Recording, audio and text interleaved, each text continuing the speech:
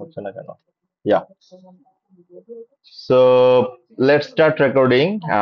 So I have started already recording. So welcome to financial reporting class. Good morning everyone. Thank you. সবাই join করছেন যাদের সকালের ঘুমটা নষ্ট করে আসছেন।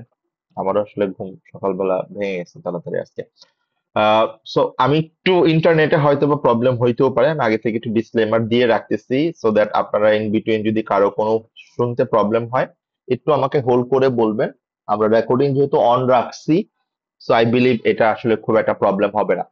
So as I can remember, আমরা আইএফআরএস 16 এর সেল অ্যান্ড লিজ ব্যাকটা থেকে স্টার্ট করতে চেয়েছিলাম, বাট বিফোর স্টার্টিং এই পার্টটা আপনাদেরকে একটা ছোট হোমওয়ার্ক দেওয়া ছিল আমার যতটুকু মনে পড়ে, আমি যদি ভুল না করে থাকি। সো এই হোমওয়ার্কটা কি আপনাদের করা হয়েছিল? এই ব্ল্যাঙ্ক কোম্পানি আপনারা কি দেখেছিলেন? ও সরি সরি সরি, এই হোমওয়ার্কটা আমি বলেছিলাম করাবো, বাট আপনাদের এই জায়গাটাই হচ্ছে আমি আপনাদেরকে আবার নিজে নিজে করতে বলেছিলাম ডাইনামিকটা, আমার যতটুকু মনে পড়ে। M I right? ডাইনামিক এটা আপনারা নিজেরা কি করেছেন বাসায়? কারণ গত ক্লাসে তো আমরা নিজেরা মানে আমরা করে দিলাম, মানে হ্যাঁ। মইন ভাই হ্যাঁ দেখেছিলাম, প্র্যাকটিস করার সুযোগ হয় না। প্র্যাকটিস আমি করার দেখেছি এমনিতে। সুযোগ হয় নাই। রাহাত ভাই? জি, ওটা দেখছি আমি। ওকে, তাহলে আমরা এইখানে আর খুব বেশি সময় না দিই, আমরা সেল অ্যান্ড লিজব্যাক এর কনসেপ্টটাতে চলে যাই এন্ড সেখান থেকে আমরা আসলে কথাগুলা বলার ট্রাই করি। সো আমাকে একটু জাস্ট সময় দেন, আমি একটু সেল অ্যান্ড লিজব্যাক এর, সরি এটা না, আমাদের কুইক রিভিশন থেকে আমরা এটা একটু ওপেন করে নিচ্ছি।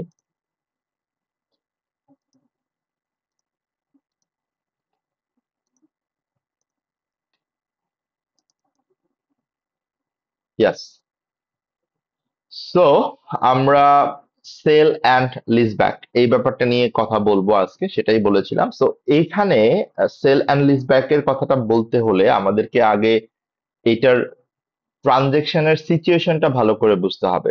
লাইক এখানে দুইটা ট্রানজেকশন হচ্ছে, দুইটা সিনারিও, দুইটা ইভেন্ট হচ্ছে এখানে। সো এই ইভেন্ট দুটো আমাকে আগে আইডেন্টিফাই করতে হবে যে কোন ইভেন্টটা আলটিমেটলি আমার কি কি ইম্প্যাক্ট রেজ করে এবং পরবর্তী ইম্প্যাক্টটা আবার কি কি কনসিকোয়েন্স আমাকে আসলে রেজ করে। সো আমরা যদি এখানে দেখি, আমরা দুইটা কথা বলছি। So sale and leaseback, it means এখানে ফার্স্টে সেল হচ্ছে, সো এটা আমাকে আগে আইডেন্টিফাই করতে হবে যে সেলটা হচ্ছে কি না।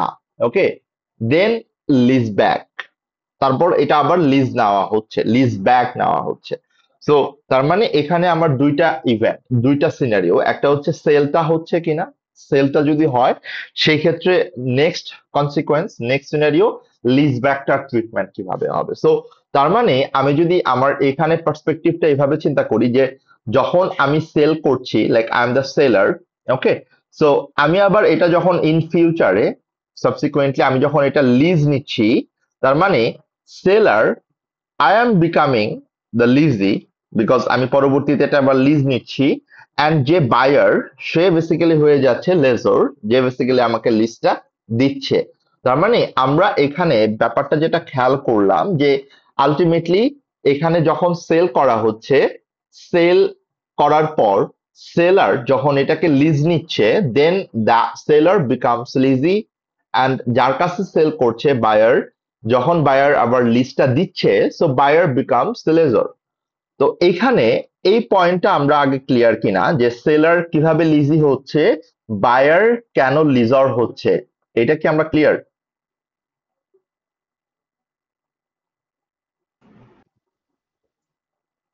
একটু কনফার্ম করি কাইন্ডলি, মানে এই জায়গাটাতে আমার আন্ডারস্ট্যান্ডিং এ কি কোনো কনফিউশন কাজ করা উচিত, মানে কাজ করবে আমাদের? ইটস সিম্পল একটা কনসেপ্ট, বাট এই কনসেপ্টটা সিম্পল হওয়ার পরেও কেন আমি আপনাদের কাছ থেকে এত কনফার্মেশন নিচ্ছি, তার একটা বড় কারণ হচ্ছে যে এই অ্যাকাউন্টিং ট্রিটমেন্টটা কমপ্লিটলি আমরা কার পার্সপেক্টিভ থেকে চিন্তা করব, আমরা কার পার্সপেক্টিভ থেকে আমাদের ফাইন্যান্সিয়াল রিপোর্টিং পেপারটা চিন্তা করব? লিজির পার্সপেক্টিভ থেকে, রাইট?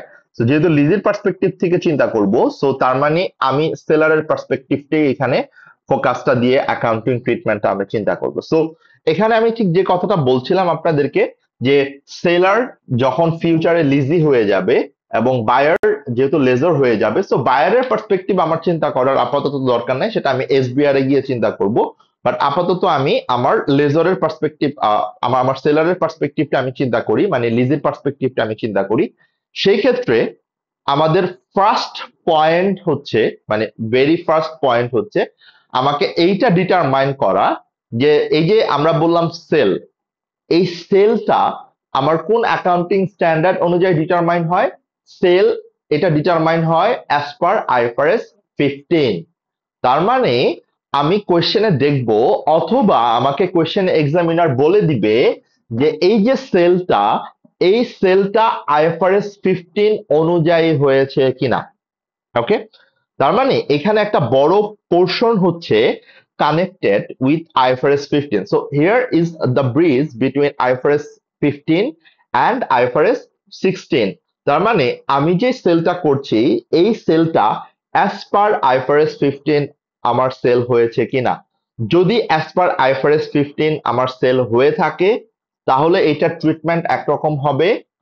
আর যদি আইএফআরএস 15 অনুযায়ী এটা সেল না হয়ে থাকে, লাইক ওই আমরা আইএফআরএস 15 এ যখন পড়েছিলাম সেল অ্যান্ড রিপারচেজ যে পয়েন্টটা ছিল, similar like sale and repurchase এর মতো যদি এটা হয়, তখন অ্যাকাউন্টিং ট্রিটমেন্টটা কি হবে, দ্যাট ইজ আওয়ার কনসার্ন। তাহলে আমি এখানে আইএফআরএস 15 অনুযায়ী সেল হয়েছে কিনা, এটা আমি এক্সাম সিনারিওতে যদি চিন্তা করি, আমাকে এক্সামিনার হয় স্পেসিফিক্যালি বলে দিবে যেটা হ্যাঁ আইএফআরএস 15 অনুযায়ী সেল হয়েছে।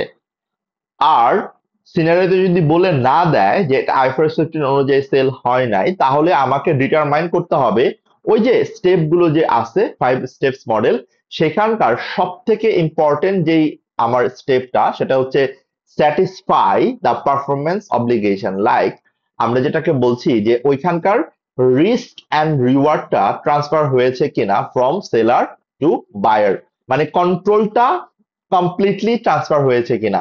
যদি কন্ট্রোলটা কমপ্লিটলি ট্রান্সফার হয় আর কন্ট্রোলটা যদি শিফট হয়, তখন এটাকে আমরা আইএফআরএস 15 অনুযায়ী সেল বলতে পারবো, আর আইএফআরএস 15 অনুযায়ী সেল হবে এটা। তার মানে আইএফআরএস 15 অনুযায়ী সেল হয়েছে কিনা সেটা হয় আমাকে স্পেসিফিক্যালি এক্সামিনার বলে দিবে।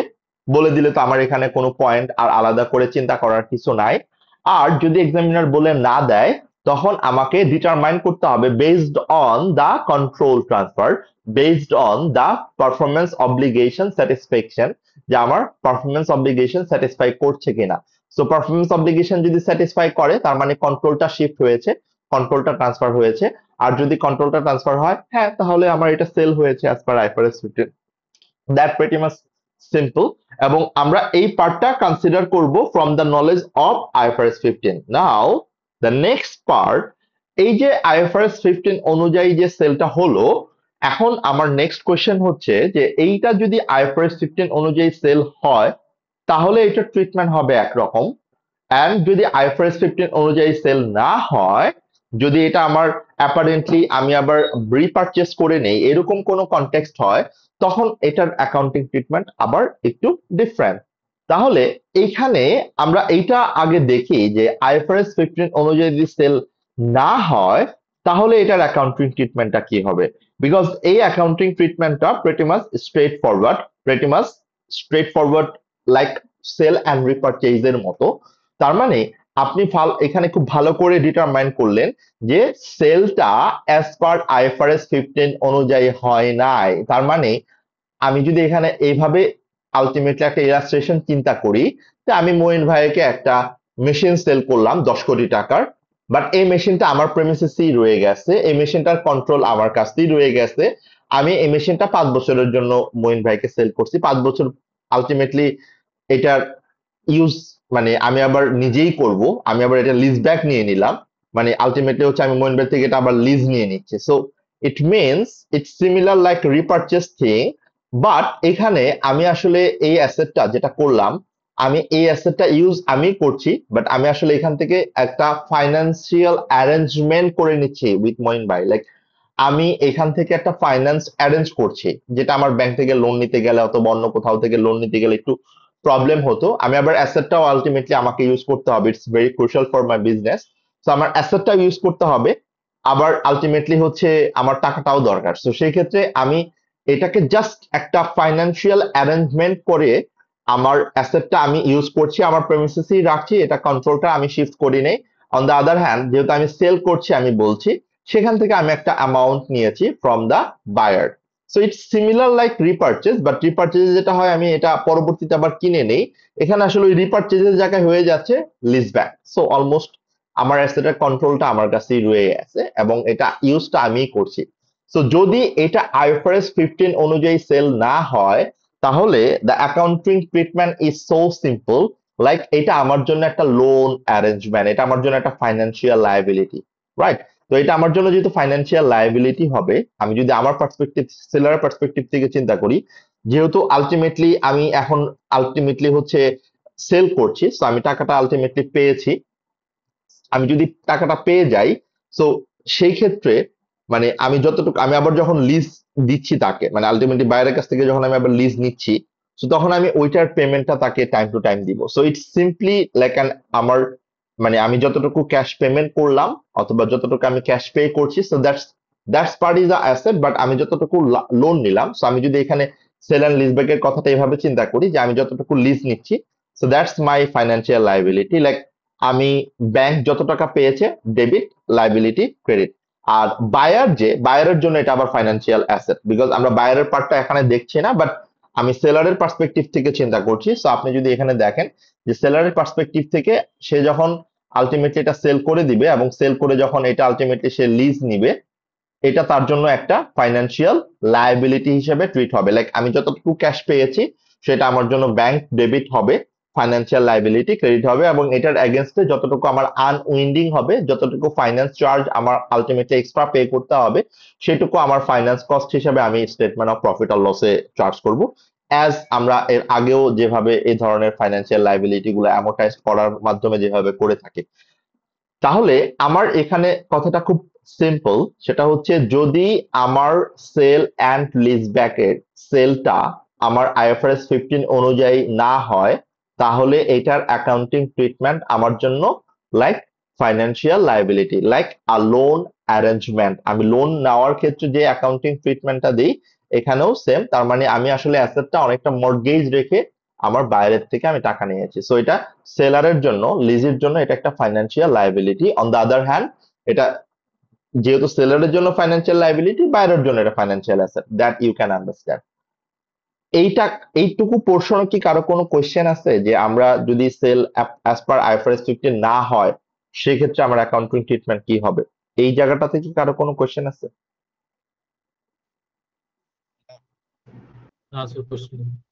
এটা অনেকটা আমরা, আমি আবারও বলছি, এটা অনেকটা আমরা সেল অ্যান্ড রিপারচেজ যেটা পড়েছি আইএফআরএস 15-এ, সেইটারই একটা জাস্ট ডিফারেন্ট অ্যারেঞ্জমেন্ট। ওইখানে যেমন রিপারচেজ ছিল, এটা বেসিক্যালি হচ্ছে lease back. So almost similar, accounting ট্রিটমেন্টও সিমিলার, জাস্ট অ্যারেঞ্জমেন্টটা একটু ডিফারেন্ট। ওকে, তাহলে এটাতে আসলে প্রবলেম খুব একটা হয় না, এবং এখান থেকে কোয়েশ্চেনও খুব একটা আসলে আসার মতো না, কেননা এটা straight forward pretty much.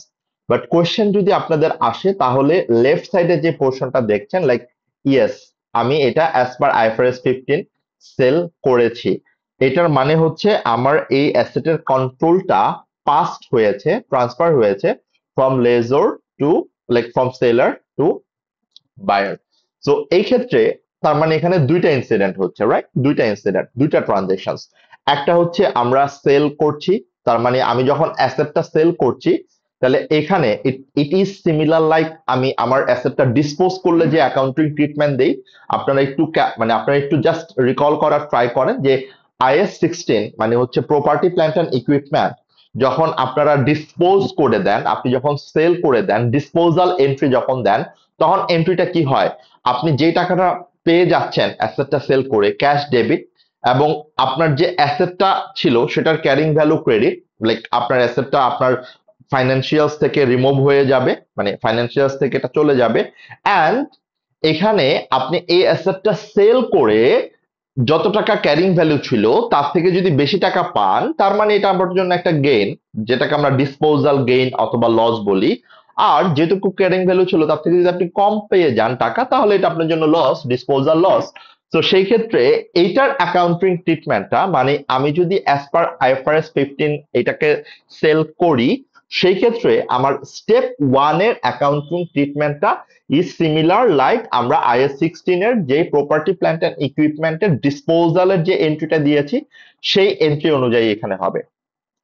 But এখানে একটা ব্যাপার আমরা খেয়াল করব যে আমি যখন একটা অ্যাসেট সেল করি, যেমন একটা অ্যাসেটের মার্কেট ভ্যালু যদি হয় 100 টাকা, আমাকে যদি বায়ার এর থেকে বেশি টাকা দেয়, এই ব্যাপারটা আমাকে একটু খেয়াল করতে হবে। আপনি প্র্যাকটিক্যালি চিন্তা করেন, একটা অ্যাসেটের দাম যদি মার্কেটে 100 টাকা হয়, বায়ার আপনাকে এর থেকে বেশি টাকা কেন দিবে? অফকোর্স আপনাকে কখনোই এর থেকে বেশি টাকা কেউ দিবে না। তার মানে আপনাকে ওই অ্যাসেটের ফেয়ার ভ্যালু থেকে যদি বেশি টাকা কেউ দিয়ে থাকে, এই টাকাটা আপনাকে দিচ্ছে because of in a way of in terms of loan, like আপনাকে অ্যাসেটের জন্য সে 100 টাকা দিচ্ছে, বাট বাকি টাকাটা সে লোন দিচ্ছে আপনাকে। সো এই ব্যাপারটা আপনাকে একটু খেয়াল করতে হবে। অনেক সময় এক্সামিনার এই জায়গাটাতে একটু চেক করে, টেস্ট করে। আমরা একটা সিনারিও দেখবো, একটা এক্সাম কোয়েশ্চেন আমরা আজকে দেখবো, এটা দেখলেও বুঝতে পারবো যে আমরা এখানে কি কথাটা বলার ট্রাই করছি। লাইক আমরা যে কথাটা বলার ট্রাই করছি যে একটা অ্যাসেটের ফেয়ার ভ্যালু যদি 100 টাকা হয় এবং বায়ার যদি আপনাকে 200 টাকা দেয়, তার মানে ও যে অ্যাডিশনাল 100 টাকা আপনাকে দিল, সে অ্যাডিশনাল 100 টাকা কিন্তু আপনাকে অ্যাসেটটা সেল করার জন্য দেয় নাই। সে অ্যাডিশনাল 100 টাকা আপনাকে দিয়েছে ফর এক্সচেঞ্জ অফ লোন। আপনি তার থেকে লোন নিয়েছেন, এটা আপনি আবার রিপে করে দিবেন over the time as per the arrangement. তার মানে আমরা এখানে স্টেপ 1 এ দেখব যে আমি অ্যাসেটটা সেল করে কত টাকা ডিসপোজাল প্রসিড পেয়েছি এবং এটার এগেইনস্টে আমার গেইন অথবা লস কত টাকা হয়েছে। So simple. এখন নেক্সট ট্রানজেকশনটা কি হচ্ছে খেয়াল করে দেখেন। আমি কিন্তু অ্যাসেটটা সেল করে দিয়েছি, তার মানে অ্যাসেটটা অলরেডি আমার প্রেমিসেস থেকে চলে গেছে এবং আমার অ্যাসেটটা কিন্তু আমার আমার কন্ট্রোলে আর নেই। আমি কিন্তু অ্যাসেটটা অলরেডি আমার যে বায়ার, মানে যে বেসিক্যালি লেজার, তাকে আমি অলরেডি হ্যান্ড ওভার করে দিয়েছি এইটা। সো হ্যান্ড ওভার করার পর, তার মানে কন্ট্রোল ট্রান্সফার করার পর, আমি বলতেছি সাবসিকুয়েন্টলি, এরপর আমি আবার অ্যাসেটটা কি করছি, লিজ নিচ্ছি। লাইক এটাকেই আমরা বলছি সেল অ্যান্ড লিজ ব্যাক। মানে হচ্ছে আমি অ্যাসেটটা already sold to buyer and then subsequently we bring it back as a lease asset, যেটাকে আমরা right of use asset বলি। and we are thinking from the perspective of seller, আমি আবারও ওইটার পার্সপেক্টিভটাই বলছি, from the perspective of leasee, মানে taking the lease। তাহলে এখানে আপনাকে ভালো করে দেখতে হবে যে আপনি যখন অ্যাসেটটা আবার লিজ নিচ্ছেন, যখনই লিজ নিচ্ছেন আবার পরবর্তীতে, তো লিজ নেওয়া মানেই কিন্তু আমার জন্য দুইটা এন্ট্রি চলে আসবে অটোমেটিক্যালি। যখনই আমার লিজ এন্ট্রি হবে, যখনই আমার লিজ কন্ট্রাক্ট হবে, আমার জন্য দুইটা এন্ট্রি ইজ ফরজ, লাইক দুইটা এন্ট্রি ইজ মাস্ট। লাইক একটা হচ্ছে রাইট অফ ইউজ অ্যাসেট, যেটা আমরা ডেবিট করব স্টেটমেন্ট অফ ফাইন্যান্সিয়াল পজিশনে, এন্ড এই অ্যাসেটটা অবটেন করার জন্য, এই অ্যাসেটটা অ্যাকোয়ার করার জন্য যত টাকা আমার লায়াবিলিটি সেটেল করা লাগবে, সেটাকে আমরা বলছি finance liability or finance lease liability, যেটাকে আমরা আসলে লিজ লায়াবিলিটি বলি এটাকে। সো এটাকে আমরা ফাইন্যান্স লিজ আগে বলতাম, বাট এখন এটাকে lease liability or lease obligation বলি। এন্ড এখানে আপনি খেয়াল করে দেখবেন যে থার্ড যে এন্ট্রিটা দেওয়া আছে, থার্ড এন্ট্রিটা হচ্ছে basically debit or credit gain on sell, মানে আমি যদি আলটিমেটলি বলি গেইন অন লিজ ব্যাক। মানে হচ্ছে আপনি যত টাকা অ্যাসেটটা লিজ নিয়ে গেইন করেছেন, সো এটা আপনাকে রাইট অফ ইউজ অ্যাসেটটা ক্যালকুলেট করতে হবে হিয়ার। যে রাইট অফ ইউজ অ্যাসেটটা আমি কিভাবে এখানে ক্যালকুলেট করব। সো আমরা নর্মাল সিনারিওতে রাইট অফ ইউজ অ্যাসেট যেভাবে ক্যালকুলেট করতাম, মনে করে দেখেন আমরা রাইট অফ ইউজ অ্যাসেট কিভাবে ক্যালকুলেট করতাম নর্মাল সিনারিওতে। আমার right of use asset calculate করার ফর্মুলা ছিল, ফার্স্টে আমাকে লিজ লায়াবিলিটি বের করতে হতো, যেটা আমরা এখান থেকে দেখলাম যে লিজ লায়াবিলিটি কিভাবে বের করতে হয়, যেটা আমরা গত ক্লাসেও করেছি যে how to calculate lease liability. And এই লিজ লায়াবিলিটির সাথে আমার ইনিশিয়াল যদি কোনো অ্যাডভান্স পেমেন্ট করে থাকতাম কমেন্সমেন্ট পিরিয়ডের সময়, সেটাও আমরা অ্যাড করতাম। যদি কোনো ডিরেক্ট কস্ট থাকতো সেটাও আমরা অ্যাড করতাম। যদি কোনো রিস্টোরেশন কস্ট, যেটাকে আমরা প্রভিশন বলতাম, এনভায়রনমেন্টাল প্রভিশন, সেটাও আমরা অ্যাড করতাম। বাট আমার সেল অ্যান্ড লিজ ব্যাকের ক্ষেত্রে আমি যে রাইট অফ ইউজ অ্যাসেটটা ক্যালকুলেট করব, সেইটার ফর্মুলাটা একটু ভিন্ন হবে, একটু ডিফারেন্ট হবে ফ্রম দা নর্মাল, বিকজ ওইখানে কিন্তু আমি একদম ফ্রেশ একটা লিজ নিয়েছিলাম, বাট এখানে কিন্তু এর আগে একটা ইনসিডেন্ট ছিল, যে অ্যাসেটটা আমি সেল করেছি ওই অ্যাসেটটাই আমি লিজ নিচ্ছি। তাহলে যেহেতু আমি যে অ্যাসেটটা অলরেডি সেল করেছি আবার লিজ নিচ্ছি, so here is a different concept, here is a different formula to calculate right of use asset. And on the other hand lease liability is so similar. Lease liability আমরা আগেও যেভাবে পড়েছি, আগেও যেভাবে calculate করেছি, present value of future payment, এখানেও same present value of future lease payment. So এটা আপনাকে হয় কোশ্চেনে বলে দিবে অথবা আপনি প্রেজেন্ট ভ্যালু বের করে লিজ লাইবিলিটি ক্যালকুলেট করবেন। যেটাই হোক আপনার জন্য এটা খুব একটা প্রবলেমেটিক না, বিকজ এটা আমরা অলরেডি জানি কিভাবে ক্যালকুলেট করতে হয়। বাট এখানে যে থার্ড এন্ট্রিটা আছে, এখানে বলা আছে এটা balancing figure. Balancing figure it's like a roll up ব্যালেন্সের মতো, যে এটা আমার কাজ করবে হচ্ছে বেসড অন আপনার ডেবিট কত টাকা হচ্ছে, ক্রেডিট কত টাকা হচ্ছে। সে আপনি একটা অ্যাসেট অবটেইন করেছেন, right of use asset obtain করেছেন 500 টাকা, বাট এইটার জন্য লায়াবিলিটি অ্যারাইজ করেছে 400 টাকা। মানে খেয়াল করেন এটা আপনার জন্য গেইন হবে না লস হবে? মানে একটা অ্যাসেট অ্যাকোয়ার করার জন্য আপনি 500 টাকার অ্যাসেট অ্যাড করতে পারছেন, বাট এই 500 টাকা অ্যাসেটের জন্য আপনার লায়াবিলিটি আসছে অনলি 400 টাকা। তার মানে এই যে 100 টাকা আপনি এক্সট্রা অ্যাসেট অ্যাড করছেন, আপনি আপনার ব্যালেন্স শিটের পার্সপেক্টিভ থেকে চিন্তা করেন, তার মানে ব্যালেন্স শিটের পার্সপেক্টিভ থেকে যদি আপনি চিন্তা করেন, তার মানে এই 100 টাকা আপনার আর্নিংস এর সাথে অ্যাড হয়ে যাবে, রিটেন আর্নিংস এর সাথে আপনাকে অ্যাড করতে হবে টু মেক ইট ব্যালেন্স। তো সেই ক্ষেত্রে আমরা জানি যে ডেবিট ক্রেডিটের কনসেপ্ট হচ্ছে debit should be equal to credit. So সেই ক্ষেত্রে যদি আমার অ্যাসেটটা বেশি হয়, মানে অ্যাসেটটা হায়ার হয়, তাহলে এটা আমার জন্য হবে গেইন, তখন এটা হয়ে যাবে ক্রেডিট গেইন। আর যদি অ্যাসেটের থেকে লায়াবিলিটি হায়ার হয়, মানে লায়াবিলিটি যদি বেশি হয়, তখন এটা হয়ে যাবে আমার জন্য লস, তখন এটা আমার জন্য হয়ে যাবে এক্সপেন্স, যেটা আমি ডেবিট করব। সো সে আমি যে কথাটা বলছিলাম, যদি অ্যাসেট 500 টাকা হয়, তার মানে অ্যাসেট আমি ডেবিট করছি 500 টাকা, বাট লায়াবিলিটি আমি ক্রেডিট করছি 600 টাকা, তার মানে আরো 100 টাকা আমাকে ডেবিট করতে হবে as a loss, as a expense, যেটা আমরা আলটিমেটলি আর্নিংস এর সাথে, রিটেন আর্নিংস এর সাথে অ্যাডজাস্ট করবো। So that's the fact. আমরা এখানে সেল অ্যান্ড লিজ ব্যাকের সিনারিওটা চিন্তা করলাম। তার মানে আমাকে ঠিক এই সিনারিও থেকে শুধু একটা ফর্মুলা অ্যাডিশনালি আমাকে শিখতে হবে, that is right of use asset আমরা কিভাবে ক্যালকুলেট করবো। এটা ছাড়া কিন্তু বাকি সবকিছু আমার আগেই আমরা জানি এবং এটার এক প্র্যাকটিসও আমরা করব ইনশাল্লাহ। বাট আমাকে রাইট অফ ইউজ অ্যাসেটের এই সিনারিওতে ফর্মুলাটা কিভাবে হবে সেটা আপনাকে একটু ক্যালকুলেট করতে হবে। সো আপনি খেয়াল করে দেখেন রাইট অফ ইউজ অ্যাসেট আমি কিভাবে ক্যালকুলেট করব। Right of use asset calculate করার ফর্মুলাটা খুব সিম্পলি এখানে বলা আছে, আপনি জাস্ট এই ফর্মুলাটা দেখলেই হবে। একটু জাস্ট দেখেন, তারপর আমি আপনাকে এক্সপ্লেন করে দিচ্ছি যে how to calculate right of use asset, এই ফর্মুলাটা। ওকে,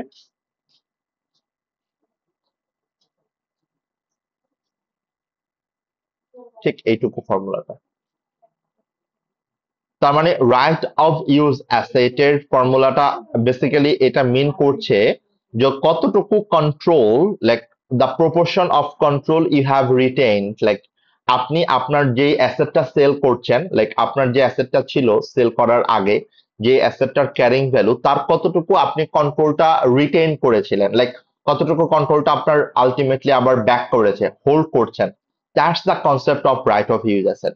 সো এইটার সিম্পল ফর্মুলা হচ্ছে the present value of lease payment. এই present value of lease payment মানে কিন্তু লিজ লায়াবিলিটি, আমি আবারও বলছি present value of lease payment তার মানে হচ্ছে lease liability divided by fair value of the asset, মানে আপনার ওই অ্যাসেটটার মার্কেট ভ্যালু কত, into carrying amount before sale, মানে অ্যাসেটটা সেল করার আগে, ওই যে ঠিক এইখানে আপনি যদি বলেন এইখানে এই অ্যাসেটটার ভ্যালু কত ছিল। ওকে, সো ইট মিনস আমরা যদি ফর্মুলাটা এভাবে চিন্তা করি যে present value of lease payment divided by fair value of the asset, and এটার সাথে আমি আলটিমেটলি আমি অ্যাকচুয়ালি বের করছি ক্যারিং ভ্যালু অফ অ্যাসেটের কতটুকু আপনি কন্ট্রোল করতেছেন এখন, এক কথা। তার মানে আমার ফর্মুলাটার তিনটা ইনফরমেশন, তিনটে ইনফরমেশনে কিন্তু অলরেডি আমার এখানে আমি জানি। সো এই ইনফরমেশন গুলো অ্যাপ্লাই করে আমি দেখব যে আমার রাইট অফ ইউজ অ্যাসেট কত টাকা হয়, যেটা আমি ডেবিট করব, অ্যান্ড আমার লিজ লায়াবিলিটি ক্রেডিট করব, অ্যান্ড এটার মধ্যে যেটা ডিফারেন্স হবে সেটাকে আমরা আলটিমেটলি আমার হয় এক্সপেন্স ডেবিট করব, আমি এক্সপেন্স ডেবিট করব যখন আমার লায়াবিলিটি বেশি হবে, অর আমি ইনকাম ক্রেডিট করব যখন আমার অ্যাসেটটা বেশি হবে, মানে আমার রাইট অফ ইউজ অ্যাসেটটা বেশি হবে। সো এখানে main concern or main challenge হচ্ছে একটা, সেটা হচ্ছে আমি আমার রাইট অফ ইউজ অ্যাসেট এই অ্যামাউন্ট আমি কিভাবে ক্যালকুলেট করব।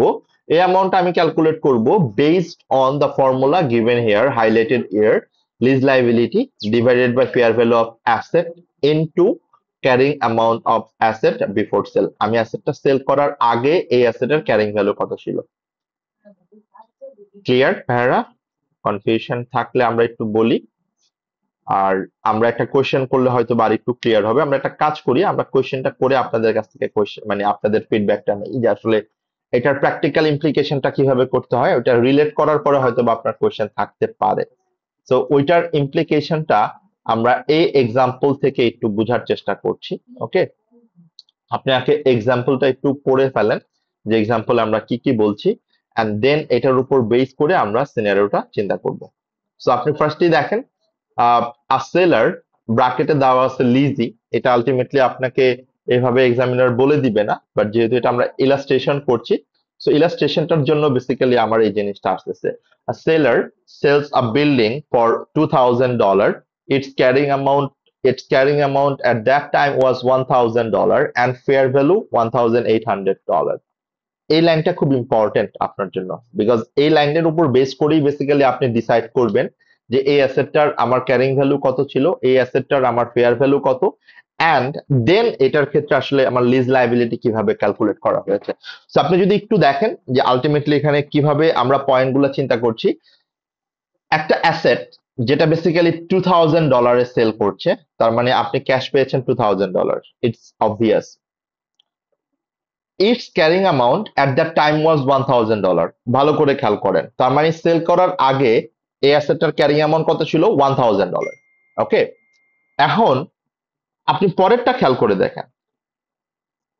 পরেরটা হচ্ছে যে আমার এই অ্যাসেটটার ফেয়ার ভ্যালু কত।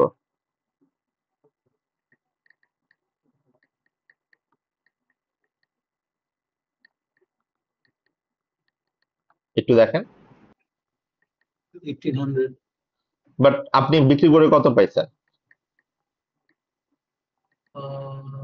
2000 কেমনে সম্ভব?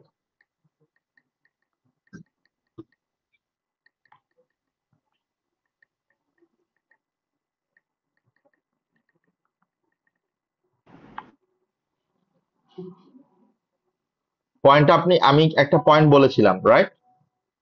জি সো মনে আছে যে যেখানে অ্যাসেটের ফেয়ার ভ্যালু $1800, বাট আপনাকে কেন সে 18 মানে $2000 দিচ্ছে? ওয়াই? মানে অ্যাসেট তো সে মার্কেটে $1800 দিয়ে কিনতে পারবে, রাইট? 200 টাকা লাইবিলিটি। মানে আপনি কিন্তু অ্যাসেটটা সেল করতেছেন, বলতেছে $2000, বাট আসলে কি অ্যাসেট সেল করে $2000 পাচ্ছেন, নাকি $1800 আপনি অ্যাসেট সেল করা পারপাসে পাচ্ছেন আর $200 আপনি এক্সট্রা পাচ্ছেন ফর লাইবিলিটি, ফর লোন? কি হবে এখানে? Extra for loan. কথাটা ক্লিয়ার? এই কথাটাকে আমরা বুঝতে পারছি? জি So, এই হচ্ছে বেসিক্যালি আমার পয়েন্ট। ওকে, এখানে একটু প্রশ্ন ছিল, হ্যাঁ বলেন। এই যে ক্যারিং ভ্যালু, এটা কি কস্ট প্রাইস? না, ক্যারিং ভ্যালু হচ্ছে আমার অ্যাসেটের কস্ট থেকে অ্যাকুমুলেটেড ডেপ্রিসিয়েশন বাদ দেওয়ার পর বুক ভ্যালু যেটা। বুক ভ্যালু যেটা। Thank you.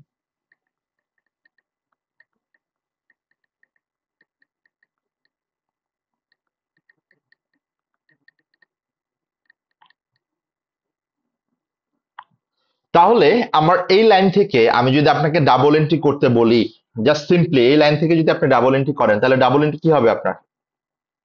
ব্যাংক ডেবিট, কত টাকা পেয়েছেন আপনি? 1800 রাইট, ওকে। অ্যান্ড এই যে ব্যাংক আপনি ডেবিট করেছেন, এখান থেকে অ্যাসেটের ক্যারিং ভ্যালু কত? ক্রেডিট 1000। 1000। ক্লিয়ার? ওকে, এখন আপনার এই অ্যাসেটটা সেল করে গেইন হয়েছে কত? মানে গেইন কি আসলে 1000 হয়েছে না আর 800 হয়েছে?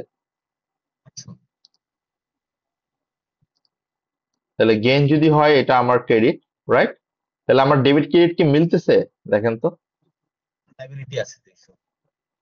আর বাকি যে 200 টাকা আমি পেয়েছি সেটা হচ্ছে আমার ফাইন্যান্সিয়াল লায়াবিলিটি, যেটাকে আমরা লোন বলছি, রাইট? লোন হচ্ছে আমার 200 টাকা। সবাই কি আমরা এগ্রি করি?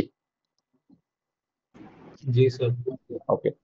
এখন আমার প্রশ্ন হচ্ছে এখানে, আমি যে এন্ট্রিটা দিলাম এই এন্ট্রিটা কি অ্যাজিউম করে দিয়েছি যে এটা অ্যাজ পার আইএফআরএস 15 সেল হয়েছে না হয়নি?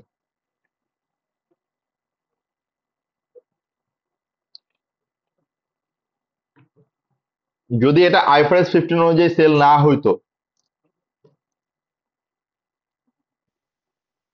15 অনুযায়ী হয়েছে। তাহলে এটা আমার জন্য ব্যাংক ডেবিট, পুরাটাই ফাইন্যান্সিয়াল লায়াবিলিটি, $2000 ক্রেডিট। কথাটা কি বুঝাইতে পারতেছি আমি? জি জি। এই ডিফারেন্সটাই আমরা এতক্ষণ বলছিলাম। তার মানে আমরা উপরের যে এন্ট্রিটা দিলাম এই এন্ট্রিটা হচ্ছে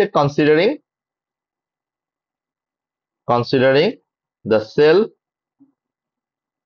occurred as per IFRS 15, right? আর এটা আমি কি কনসিডার করে দিচ্ছি? সেলস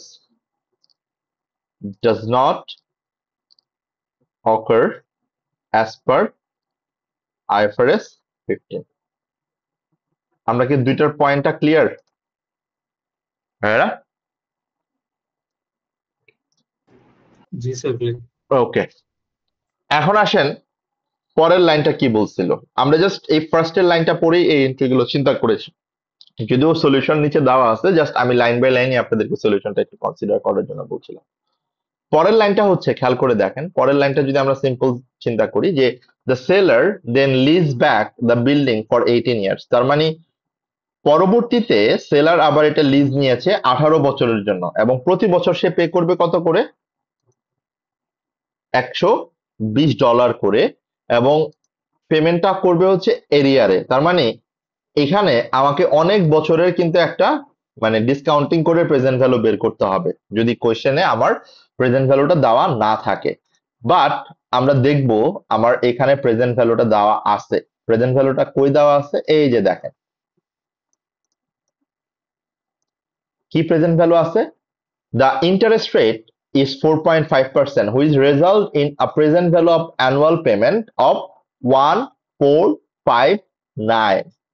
এখন আমি যদি আপনাকে বলি 1459, এটা হচ্ছে total value of total present value of liability, right? এই টোটাল প্রেজেন্ট ভ্যালু অফ লায়াবিলিটির মধ্যে লিজ লায়াবিলিটি কত হবে?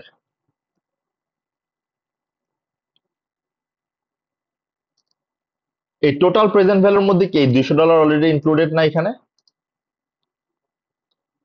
ও কি বলছে দেখেন, which results in a present value of annual payment of 1459। তার মানে হচ্ছে আমার এই 1459 এর মধ্যে 1459 এর মধ্যে অলরেডি 200 ইনক্লুডেড। তাহলে আমার লিজ লাইবিলিটি কত দাঁড়াচ্ছে?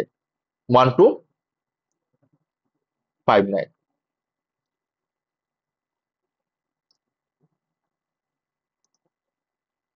এখন এখানে আপনাদের কোশ্চেনটা এমন থাকতেই পারে যে এখানে তো স্যার স্পেসিফিক্যালি বলে দেয় নাই যে আলটিমেটলি এটা কি লিজ লাইবিলিটি এই $200 ইনক্লুড করা ছিল কিনা। সো এইখানে যেহেতু সিনারিওটা একটু ভেগ ভাবে করা, সো আমি জাস্ট আপনাকে এটা বলতে পারলাম বিকজ এই ক্যালকুলেশনটা আমরা ম্যানুয়ালি করেছিলাম। এবং আমি যদি জাস্ট সিম্পলি, হ্যাঁ, জাস্ট মানে আমি আপনাকে যদি এখান থেকে একটু দেখানোর চেষ্টা করি জাস্ট প্রুফ করার জন্য, হ্যাঁ, অ্যানুইটি ফ্যাক্টর যদি 100, অ্যানুইটি ফ্যাক্টর, ও আচ্ছা, এটা তো কত পার্সেন্টের জন্য? এটা 4.5% ফর 18 ইয়ার্স।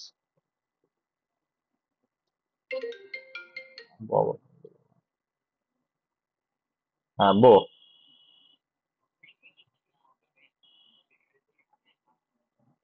আচ্ছা আচ্ছা। সো আপনি অ্যানুইটি ফ্যাক্টর দেখতেছেন 12.025, আপনি 180-র সাথে 12.025 যদি একটু মাল্টিপ্লাই করেন, জাস্ট আমি একটু দেখার জন্য।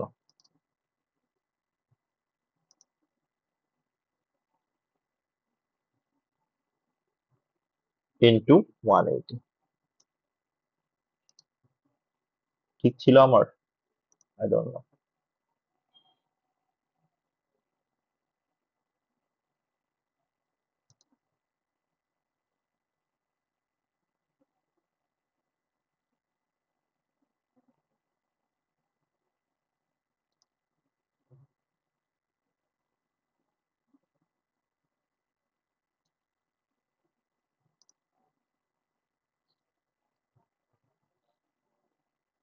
ও না না, সরি, এটা আবার এন্ড অফ দ্য ইয়ার হলে ডিফারেন্ট ক্যালকুলেশন হবে, সরি, মাই ব্যাড, আমরা ওই এত কমপ্লিকেটেড ইয়েতে না যাই। সো আমি ঠিক যে কথাটা বলছিলাম আপনাদেরকে, যে এখানে আমার একটা কনফিউশন আছে যে 1459, এই 1459টা আসলে কি $200 ইনক্লুডেড কিনা। বাট এখানে আমরা ক্যালকুলেশনটা বললাম, যে ক্যালকুলেশন করে আমি দেখছি অলরেডি, এবং এটা কোয়েশ্চেনটা ওইভাবেই করা যে কনসিডারিং $200 এটার মধ্যে অলরেডি ইনক্লুডেড। বাট আপনাকে এক্সামিনার ক্লিয়ারলি এক্সপ্লিসিটলি বলে দিবে যে এখানকার 1459টা কি লিজ লাইবিলিটি নাকি এখানে অন্য কম্পোনেন্ট আছে। সো এখানে যেহেতু আমরা বললাম লিজ লাইবিলিটি 1259, তার মানে আমি লিজ লাইবিলিটি 1259 ধরেই যদি কনসিডার করি, তাহলে এখন আমাকে এখান থেকে ক্যালকুলেট করতে হবে কি, এখান থেকে আমাকে ক্যালকুলেট করতে হবে, আমি সব ইনফরমেশনই পেয়েছি, আমার এখন দরকার right of use asset. And right of use asset বের করার আমার ফর্মুলাটা কি ছিল, আমি যদি ভুল না করে থাকি, আপনাদের যে ফর্মুলাটার কথা আমি একটু আগে বলছিলাম, রাইট অফ ইউজ অ্যাসেট বের করার ফর্মুলা ছিল হচ্ছে লিজ লাইবিলিটি,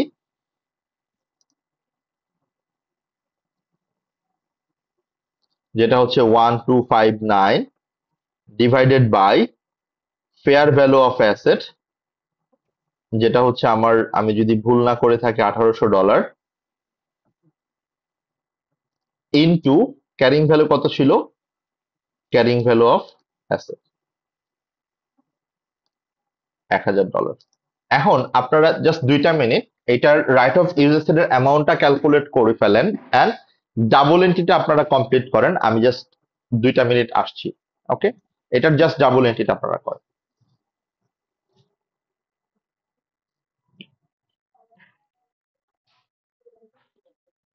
ও, আমি একটু দূরে গেছিলাম। আর আছে কিছু?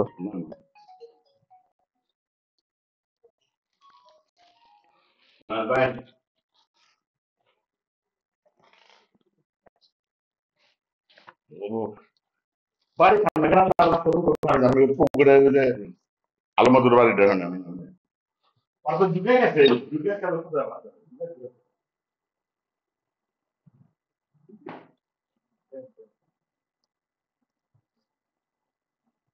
সো আমার রাইট অফ ইউজ অ্যাসেট কত আসে, যদি আপনারা ক্যালকুলেশনটা আমাকে বলেন।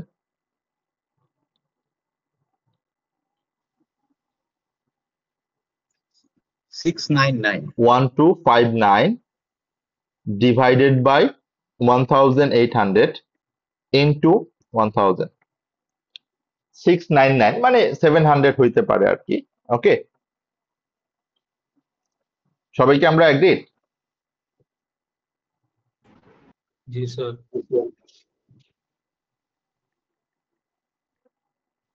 জাস্ট একটা সেকেন্ড, 1459 মাইনাস 200, 125, তার মানে এটাকে আমরা 700ও ধরতে পারি অথবা 699ও ধরতে পারি, কোনো সমস্যা নাই। তাহলে এটা হচ্ছে আমার right of use asset.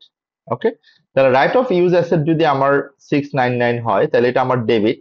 So আমি যদি আমার ডাবল এন্ট্রিটা এইভাবে চিন্তা করি, right of use asset debit 699, lease liability credit 1259, debit credit কি মিললো দেখেন তো, ডেবিট ক্রেডিট কি মিলছে? তাহলে বাকিটুকু আমার এখন কি হবে, ডেবিট করতে হবে না ক্রেডিট করতে হবে? তাহলে লস অন লিজ ব্যাক, তাহলে আমার কতটুকু ডেবিট হবে এখন?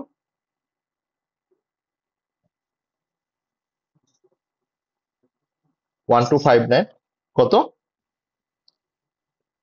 560 একটা সেকেন্ড, 1259 সরি মাইনাস 699 560। ওকে, তাহলে হচ্ছে এইটা হচ্ছে আমার ডেবিট। তাহলে এইটা আমার কমপ্লিটলি মিলে গেল যে right of use asset debit, loss debit and lease liability credit 1259। তাহলে এটা আমার আলটিমেটলি অ্যাসেট হিসেবে চলে যাবে স্টেটমেন্ট অফ ফাইন্যান্সিয়াল পজিশনে, এটা আমার স্টেটমেন্ট অফ প্রফিট অর লসে যাবে, আর এটা আমার স্টেটমেন্ট অফ ফাইন্যান্সিয়াল পজিশনে লাইবিলিটি হিসেবে যাবে। এইটুকু পর্যন্ত কি আমরা ক্লিয়ার? কারো কোনো কনফিউশন আছে এই জায়গাটাতে যে সেল অ্যান্ড লিজব্যাক এর আমার অ্যাকাউন্টিং ট্রিটমেন্টটা কিভাবে করব, আমরা ডাবল এন্ট্রিটা কিভাবে ইম্প্যাক্ট ফেলবে আমার ফাইন্যান্সিয়াল স্টেটমেন্টে? একটু আমার আমাকে একটা প্রশ্ন, প্লিজ বলেন। রাইট অফ ইউজ অ্যাসেট এই $1259 বের করলাম, রাইট অফ ইউজ অ্যাসেট কিন্তু 1200 না, রাইট অফ ইউজ অ্যাসেট হচ্ছে আমার 699। সরি লিজ লাইবিলিটি 1259 যেটা আমরা বের করলাম সেটা নিয়ে কোশ্চেন আপনার। হ্যাঁ বলেন। 1459 থেকে যে $200 মাইনাস করলাম, হ্যাঁ হ্যাঁ এই $200 কি প্রেজেন্ট ভ্যালুতে বের করে মাইনাস করতে হবে না?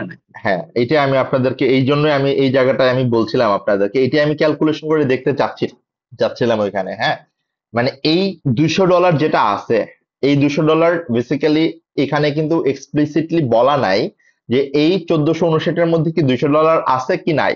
আবার এটাও বলা নাই যে $200 আমি কবে রিপে করব, বলা আছে কিছু? কিছু বলা নাই। সো আমরা ধরেই নিচ্ছি যে $200 আমি ইমিডিয়েটলি রিপে করে দিব, মানে 1 বছরের আগেই রিপে করে দিব, বুঝছেন? সো এই অ্যাজাম্পশনটা আমরা এখানে করে তারপর করেছি। আদারওয়াইজ এটা আমরা যদি $200 এমন হইতো যে আমি আমার লিজ লাইবিলিটির সাথেই পে করতাম, তখন এটার প্রেজেন্ট ভ্যালু আমাকে বের করেই তারপরে হচ্ছে মাইনাস করা লাগতো। বাট এখানে অ্যাপারেন্টলি এই ইনফরমেশনটা দেওয়া নাই, যে এই ইভেন দুইটা ইনফরমেশনে দেওয়া নাই, যে 1459 এর মধ্যে প্রথম ইনফরমেশন হচ্ছে $200 আদৌ ইনক্লুডেড অর নট, ঠিক না? এই যে এখানে যে 1459 ওরা বলছে, এটার মধ্যে কিন্তু আমাকে ক্লিয়ারলি বলা নাই যে এটাকে, এটার মধ্যে কি আমার আসলে এই $200 অলরেডি ইনক্লুডেড কিনা। খেয়াল করে দেখেন, আমার কিন্তু এক্সপ্লিসিটলি এখানে কিছুই বলে নাই, which results in a present value of the annual payment. তো এখানে অ্যানুয়াল পেমেন্ট বলতে কিন্তু আমরা অ্যানুয়াল লিজ পেমেন্ট ধরতে পারতাম, অ্যাজিউম করতে পারতাম। যদি অ্যানুয়াল লিজ পেমেন্ট ধরতাম তাহলে কিন্তু এই 1459 আমার লিজ লাইবিলিটি হইতো, কোনো সমস্যা ছিল না।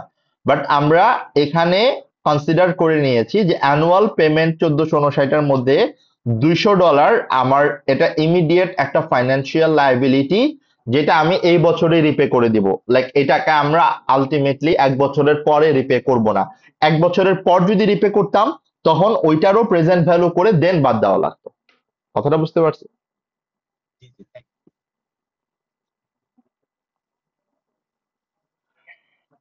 এখন আমরা এই যে দুইটা সেপারেট ডাবল এন্ট্রি করলাম, খেয়াল করে দেখেন, আমরা যে দুইটা সেপারেট ডাবল এন্ট্রি করলাম, এই ডাবল এন্ট্রি গুলাকে আমরা যদি একসাথে করে ফেলি, একসাথে খেয়াল করেন, একসাথে যদি আমি ডাবল এন্ট্রিটা করি তাহলে আলটিমেটলি কিভাবে আমার দাঁড়াবে?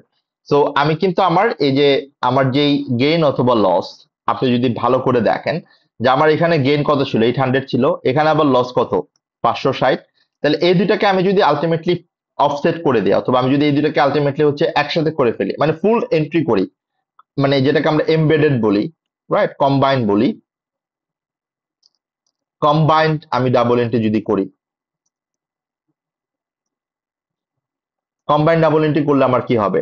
ব্যাংক ডেবিট হবে $2000, এটা নিয়ে কোনো ডাউট নাই, রাইট? অ্যান্ড দেন আমার, আমি যদি ঠান্ডা মাথায় চিন্তা করি, আমার অ্যাসেট ক্রেডিট হবে হচ্ছে আমার $1000, ওকে? অ্যান্ড আমি আবার রাইট অফ ইউজ অ্যাসেট নিলাম,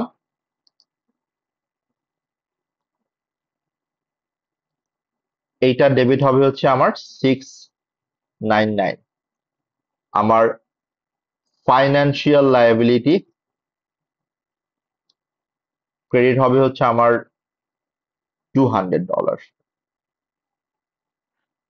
অ্যান্ড লিজ লায়াবিলিটি এটা হবে হচ্ছে আমার ক্রেডিট 1259।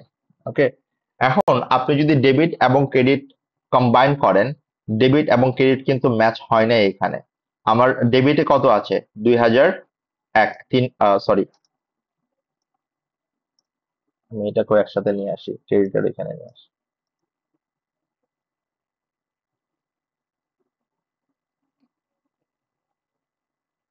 এইভাবে আনে, তাহলে আমার ডেবিট আছে কত? 2669, রাইট? 2699। আর ক্রেডিট কত আছে? 1000, 2000, 2000 সরি 1200 প্লাস 1259, তার মানে হচ্ছে 2459। আমার ডেবিট ক্রেডিট কি মিলছে? কতটুকু গ্যাপ আছে দেখেন তো ডেবিট এবং ক্রেডিটের মধ্যে?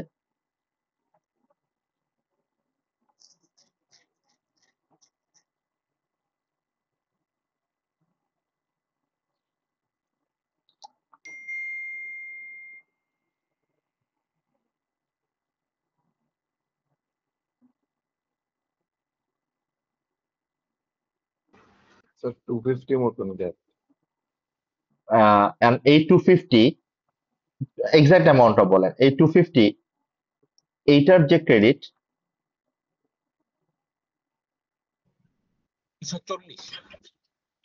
এইটার যে গ্যাপ এন্ড এইটার যে গ্যাপ, এই দুইটার গ্যাপ একই কিনা দেখেন তো। জি জি। জি স্যার, তাই।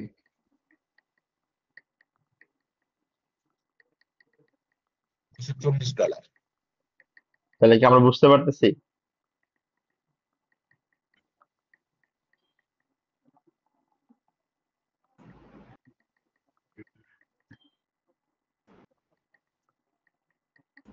জি স্যার, বুঝতে পারছি।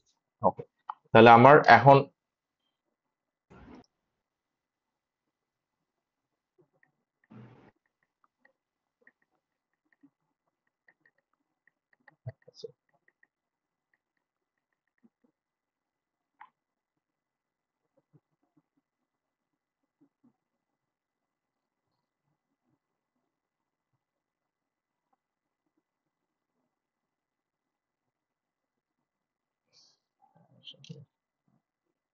তাহলে আমার এখন ডেবিট হবে না ক্রেডিট হবে? গ্যাপ আছে কোথায়? Net gain on sale and leaseback কত টাকা? 240। অ্যাগ্রিড? জি স্যার। ওকে, তাহলে সেল অ্যান্ড লিজব্যাকের যে কনসেপ্টটা, সেটা কি আমরা মোটামুটি ক্লিয়ার হতে পারলাম? তাহলে আমি একটু জাস্ট ব্যাক করার জন্য আমি বলছি যে যদি এইটা আইএফআরএস 15 অনুযায়ী হয় তাহলে কিন্তু আমরা এই সিনারিওটা এইভাবে চিন্তা করছি। বাট যদি এটা আইএফআরএস 15 অনুযায়ী সেল না হতো তাহলে কিন্তু এর খেলা এখানেই শেষ। এই যে এখানেই কিন্তু আমার সব কাজ শেষ। তার মানে এখানে আমরা জাস্ট চিন্তা করতেছি যে এটা আইএফআরএস 15 অনুযায়ী সেল হবে, সেল হলে এখানে একটা ডিসপোজাল গেইন অর লস হবে, এন্ড দেন সাবসিকুয়েন্টলি আমার একটা আবার লিজ ব্যাক আসবে, রাইট অফ ইউজ অ্যাসেট আসবে, লিজ লাইবিলিটি আসবে, সেখানে একটা গেইন অর লস আসবে। বাট এই পার্টিকুলার সিনারিওতে শুধু একটা অ্যাডিশনাল সিনারিও আসছিল, সেটা হচ্ছে এই $200। That is actually ad hoc thing. এটা আলটিমেটলি আপনাদের রেগুলার সিনারিওতে আরো এক্সপ্লিসিটলি এক্সপ্লেন করে দিবে। যদি সেল এন্ড লিজব্যাকটা আমরা বুঝতে পারি, নাও ক্যান আই এক্সপেক্ট যে এই কোয়েশ্চেনটা একটু আপনারা ট্রাই করতে পারবেন এখন সলভ করার জন্য?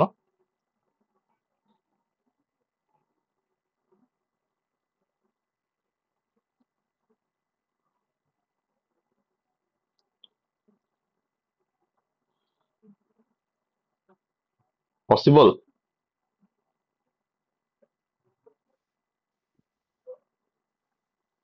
দেখতে হবে, চেষ্টা করে। একটু কোয়েশ্চেনটা পড়লেই দেখতে পারবেন যে এটা পসিবল কিনা। সো আমরা অ্যাকাউন্টিং ট্রানজাকশন এক্সপ্লেন করব।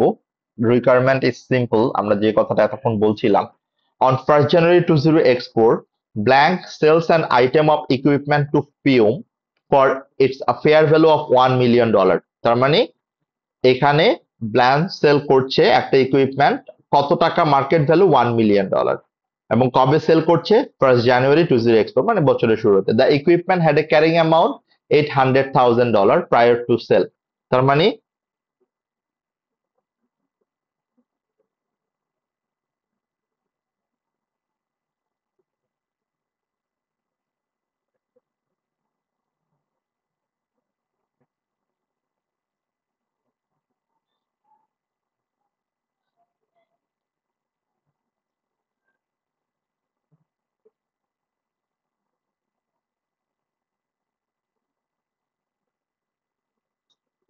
Okay, just a second. So the sale represented satisfaction of performance obligation in accordance with IFRS 15 revenue from contract with customers. এটা কি আমরা বুঝতে পারলাম যে আমাকে ওরা ক্লিয়ার করে দিছে যেটা আইফআরএস 15 অনুযায়ী সেল হচ্ছে, রাইট? তার মানে এখানে আমার আসলে আর কোনো কোয়েশ্চেনস অথবা কনফিউশন নাই। তো আমি এরপরে যদি যাই যে blank entered into a lease contract, তার মানে এই পর্যন্ত কিন্তু আমার সেল হয়ে গেছে, খেয়াল করে দেখেন। তার মানে আমি কত টাকা পাইছি? আমি পাইছি হচ্ছে $1 মিলিয়ন। ওকে, বাট এটার মার্কেট ভ্যালু কত ছিল? 800,000। তার মানে আমার এখানে গেইন হয়েছে কত? 200,000। এটুকু পর্যন্ত আমরা ক্লিয়ার সিনারিওটা? ওকে, এরপরের পয়েন্টটা কি বলছে দেখেন। তাহলে এটুকু ডাবল এন্ট্রি আমরা করে ফেলতেই পারি এখানে। এখানে আমার ডাবল এন্ট্রি করতে আসলে খুব প্রবলেম হবে না। একটা হচ্ছে আমি যদি বলি এখানে ব্যাংক ডেবিট,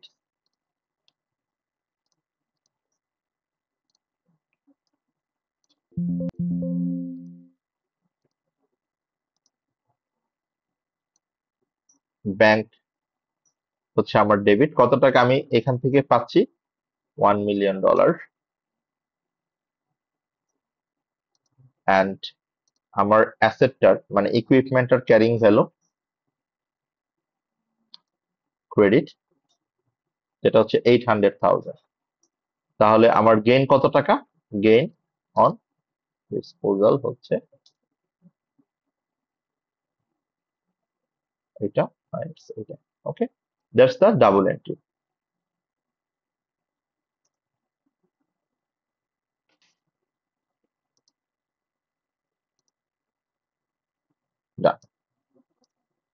এরপর আমরা আসি পরের পার্টটা, এটা হচ্ছে আমার সেলের এন্ট্রি। আমি যদি সেল করি, sale from plan to PM.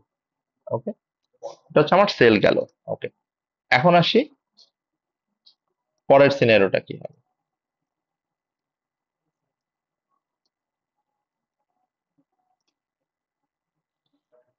Blank enters into a lease contract with FIOM for the right to use the equipment for next 4 years.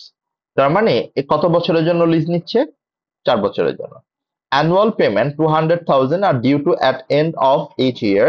The interest rate is a 9% and the present value of annual lease payment is 650,000. তাহলে আমার lease liability কত? Now scenario is lease back, right? যদি lease back হয় তাহলে ultimately আমার present value of lease payment দরকার, যেটাকে আমরা বলছি লিজ লায়াবিলিটি। তাহলে আমার লিজ লায়াবিলিটি কত? এক্স্যাক্টলি ওরা বলে দিচ্ছে 650,000। তো এখানে আমার আসলে কোনো কনফিউশন থাকার কথা না।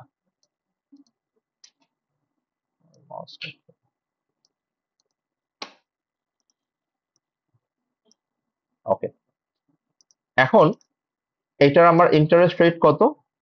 Interest rate 9%। ওকে, নাও আমি যদি আপনাকে এখান থেকে বলি যে রাইট অফ ইউজ অ্যাসেট কত, তাহলে রাইট অফ ইউজ অ্যাসেট কত ফর লিজ ব্যাক? তাহলে রাইট অফ ইউজ এর ফর্মুলাটা কি ছিল? আমার লিজ লায়াবিলিটি ডিভাইডেড বাই আমার ফেয়ার ভ্যালু অফ অ্যাসেট, যেটার ফেয়ার ভ্যালু আসলে 10 মিলিয়নই ছিল, মানে সরি 1 মিলিয়ন ছিল, into carrying amount. Carrying amount কত ছিল? এই যে আমার এইটা, রাইট? সো আমি এখানে বলে রাখতে পারি এটাকে যে এটা হচ্ছে আমার ফেয়ার ভ্যালু, এটা হচ্ছে আমার ক্যারিং ভ্যালু, আর এটা হচ্ছে আমার গেইন অর লস হোয়াটএভার, যেটাই আমি আপনাকে বললাম। এখন আমার রাইট অফ ইউজ অ্যাসেট হচ্ছে আলটিমেটলি 520,000। তাহলে 520,000 হচ্ছে আমার এটা ডেবিট করলাম আমি, যদি আমার রাইট অফ ইউজ অ্যাসেট, যেহেতু আমরা জানি যে এটা আমার ডেবিট হবে। একটা প্রশ্ন ছিল। হ্যাঁ বলেন ভাইয়া। লিজ ব্যাক 6,50,000, হুম, ওটা কি প্রেজেন্ট ভ্যালু না? 6,50,000 প্রেজেন্ট ভ্যালু ওরা বের করেই দিছে, এটা আমাকে আর আসলে বের করতে হবে না। ভ্যালু লিখছেন তো এই জন্য বললাম। কোনটা ভাইয়া? লিজ ব্যাকের নিচে এফভি। আচ্ছা আচ্ছা, এটা আসলে ফেয়ার ভ্যালু হবে না, প্রেজেন্ট ভ্যালু হবে। Okay, sorry, thank you. Okay, তাহলে রাইট অফ ইউজ অ্যাসেট আমার ডেবিট, lease liability credit. Lease liability তো আমার এখানে দেওয়াই আছে অলরেডি, আমি নতুন করে আর ক্যালকুলেট করলাম না। 650,000, তাহলে ডেবিট ক্রেডিট কি মিললো আমার?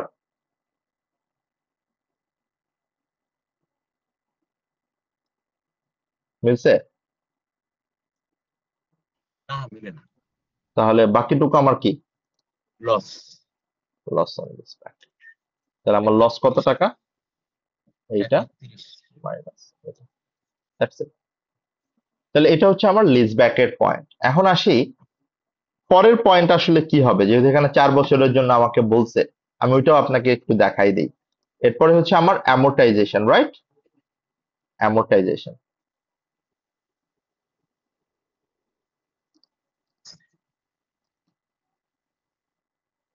সো অ্যামোর্টাইজেশন যদি হয়, ভালো করে যদি খেয়াল করেন, আমার present value of lease liability কত? 650,000। তাহলে আমি যদি এখানে এভাবে চিন্তা করি, ইয়ার ওপেনিং ব্যালেন্স, এরপর হচ্ছে আমার ইফেক্টিভ ইন্টারেস্ট, ওকে, এন্ড এটা হচ্ছে আমার রেন্টাল পেমেন্ট,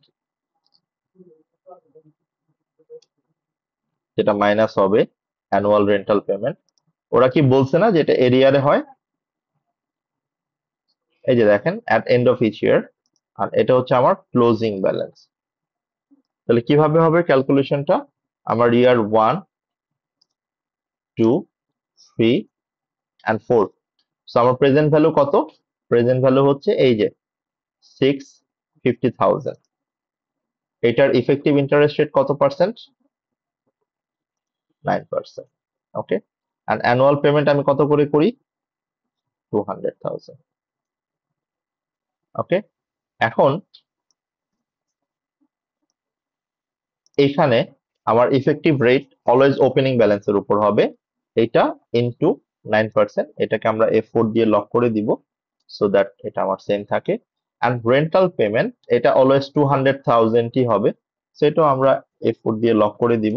সো সেই ক্ষেত্রে এখানে আর কোনো প্রবলেম হবে না। এখন আমরা এটাকে ultimately